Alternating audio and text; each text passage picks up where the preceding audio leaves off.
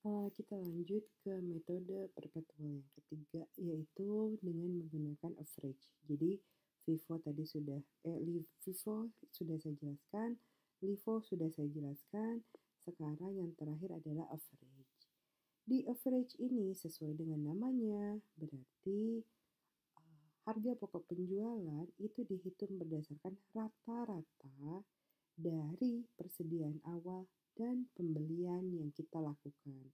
Sama halnya dengan FIFO dan LIFO, kita selalu mulai dari saldo persediaan ketika diketahui. Nah, di sini sama soalnya berulang ya. Inventory berarti saldo awal 1000 unit dengan harga $20, kita pindahkan ke sini saldo persediaan 20.000. Terus di tanggal 4 kita melakukan penjualan. Berapa penjualannya? 700 unit dengan harga $30. Tapi $30 ini harga sales. Kalau kita mau cari harga pokok penjualan, kita ambil dari harga yang ada di kartu persediaan. Harganya adalah 20. Seperti biasa, kita kalikan kuantitas dengan harga. Jangan lupa di sini saldo persediaannya berkurang. Asalnya 1000 menjadi 300. Harganya sama 20, lalu kita kalikan. Oke. Ini biar nggak bingung. Kita hilangkan. Nah, berikutnya tanggal 10 kita beli nih. 500 unit. Oke, pembelian 500 unit. Harganya berapa? Oh, harganya 22,4. 22,4. Berarti totalnya adalah 500 dikalikan 22,4 sama dengan 11.200. Oke, sampai sini gampang. Nah, saldonya gimana? Berbeda dengan LIFO dan FIFO, karena kita pakai rata-rata, maka saldo persediaan di sini nggak pernah ditulis 2 kali. Kan kalau tadi kita tulisnya 300, ini 20, terus kita kaliin gitu ya. Terus nanti kita tulis bawahnya lagi 522,4 gitu ya. Tapi kalau pakai average tidak begitu. Gimana caranya? Maka pertama kita tambahkan dulu kuantitas dengan kuantitas. Step kedua kita tambahkan total dengan total. Mulai ya. Saldo di persediaan kita tambah dengan nilai pembelian kuantitas. Jadi kuantitas dengan kuantitas. Total persediaan ditambah total di pembelian kita tambahin.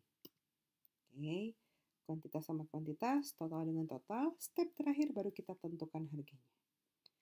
Harganya gimana? Total kita bagi dengan kuantitas. Selesai. Ya. Jadi ini harga di sini didapatkan dari total kita bagi dengan kuantitas. Maka akan dapat harga yang ini. Oke, biar nggak bingung, kita hilangkan komanya. Ya, oke. Kalau masih bingung, kita lihat soal lagi. Tanggal 22 dijual dengan harga $30, unitnya 360. Oke, berapa yang dijual tadi? 360. Terus udah gitu harganya berapa? Harganya kan cuma 1 kalau pakai average. Jadi kita langsung kalikan dengan harga, kita kalikan totalnya, kuantitas dikalikan dengan harga. Saldonya bagaimana? Saldonya tinggal kita kurangin. 800 kita kurangi dengan 360. Harga atau saldo persediaannya pasti sama. Totalnya kita tinggal kalikan. Nah, oke. Tanggal 28 gimana? Penjualan lagi. Berarti di kolom harga pokok penjualan, berapa yang dijual? 240 unit. Oke, 240. Nilainya berapa? Nilainya kita ambil dari sini, saldo persediaan 21,5. Salah.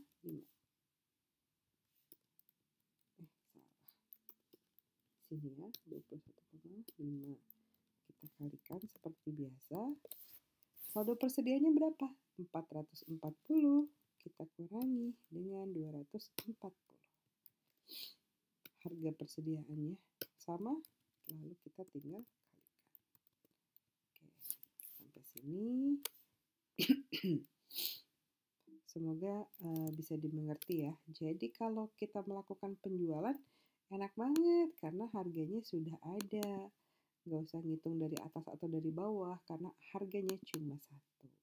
Yang agak ribet dikit adalah ketika kita melakukan pembelian seperti tanggal 30.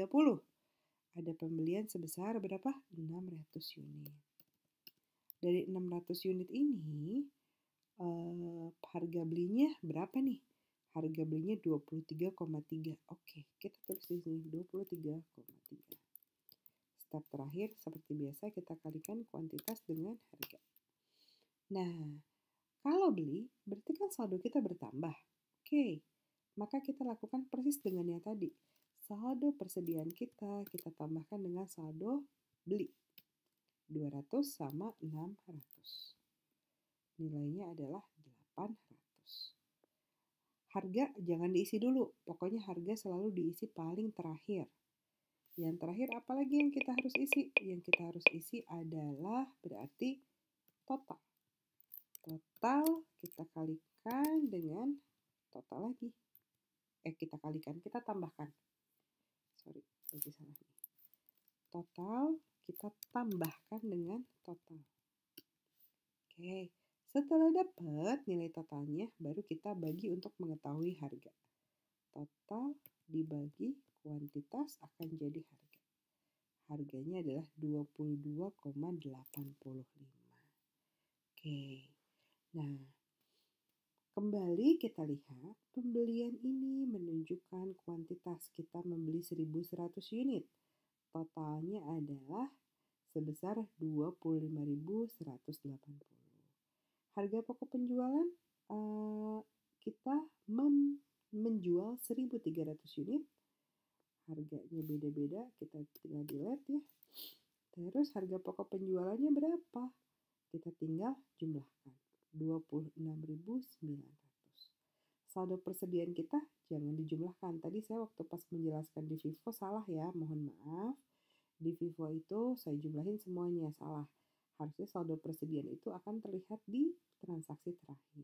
Seperti contohnya ini, average, kuantitas kita itu ada 800 unit, totalnya 18.280. Oke. Sampai sini semoga bisa dipahami. Kalau ini menunjukkan HPP, saya tulis deh di sini. Ini menunjukkan HPP, ini menunjukkan nilai persediaan kita. Dan ini menunjukkan total pembelian barang. Oke. Sekarang saya pengen membandingkan Vivo, Livo, sama average. Saya pengen bandingin nih. Pertama apa yang dibandingin? Pembeliannya kita bandingkan. Kita bandingin HPP-nya dan kita bandingin nilai persediaannya. Kita ambil angkanya dari sini. Pembelian. Total pembelian 1.100 unit. Harganya adalah 25.180. Kalau pakai Livo sama nggak? Kita lihat. 1.100 unit. Harganya berapa yang kita beli? Livo 25.180. Pakai average gimana? Sama. 1.100 unit ya. Total pembeliannya berapa? 25.180. Nah, kalian bisa lihat di sini. Kalau kita melakukan pembelian, nilai atau kuantitasnya dan uang yang kita keluarkan sama.